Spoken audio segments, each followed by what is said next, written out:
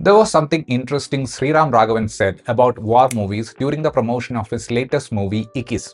He said that every great war movie is in fact an anti-war movie. And if you look at the 1997 film Border by J.P. Dutta, even though it was built around this patriotic emotion of protecting your motherland, it wasn't a hate-mongering movie that celebrated war. The end credit song of that movie was about a future where there would be no war between India and Pakistan and both countries would prosper.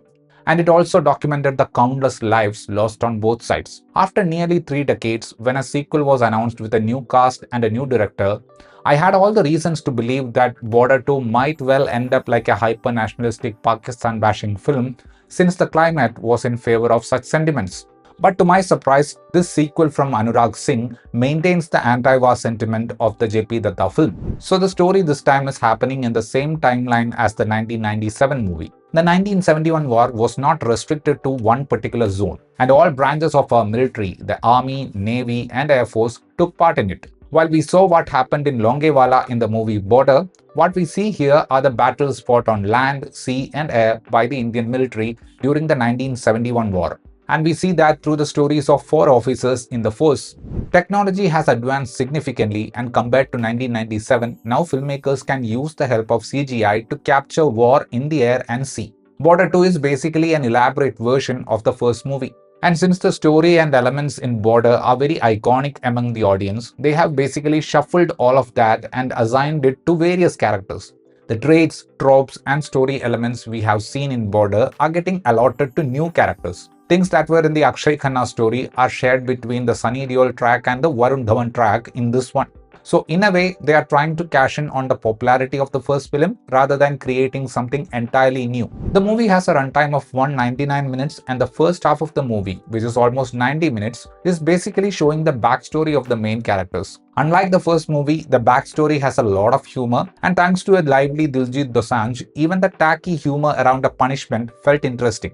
After setting up all the backstories in the first half, the film enters the unending war sequences in the second half. The Air Force and Navy tracks, which require a lot of CGI, are not getting much screen time. While the CGI in the Sea War wasn't that great visually, the Air Force sequences had a better feel.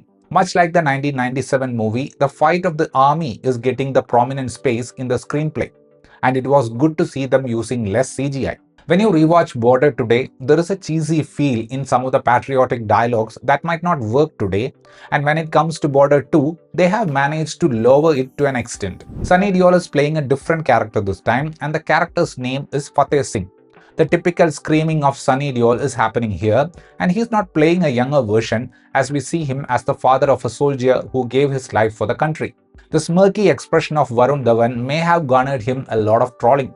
But barring that recreation of the iconic song, he isn't really using that trolled expression. The classic Varun Dhawan running, which we see in the first half, is unintentionally funny. But when it comes to those fiery speeches in the second half of the movie, he had that energy in him to be on the same page with someone like Sunny Deol. Diljit Dosanjh is actually pretty fun to watch in the first half of the movie, where it has a lot of humorous elements. His ease and comedic timing play a key role in making all those characters in that phase endearing for the audience. Ahan Shetty is not able to create much of an aura through his performance. Many of the traits associated with his dad's character in the original movie are being given to him, and that felt like an Easter egg fan service moment. Much like the first movie, the women don't have much to do here other than sending their men to war with teary eyes. The writing by Sumit Arora and Anurag Singh has actually used some of the elements from the recent past in this movie about the 1971 war.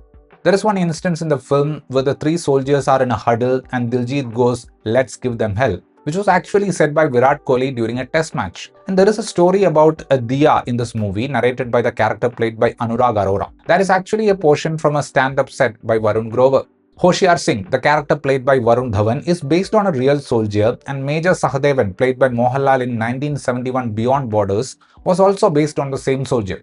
At one point in the climax, they have used the bond Hoshiar Singh had with a soldier from the other side to show the brutal side of war, where we realize that even the enemy soldier has a family and he's also doing this just like our soldiers. Border 2 is not blowing your mind with a fresh narrative, but it clearly relaxes you with less toxicity. That was my review about this movie. If you enjoyed watching this video, please give a like, and for more such content, please consider subscribing to this channel. Thank you.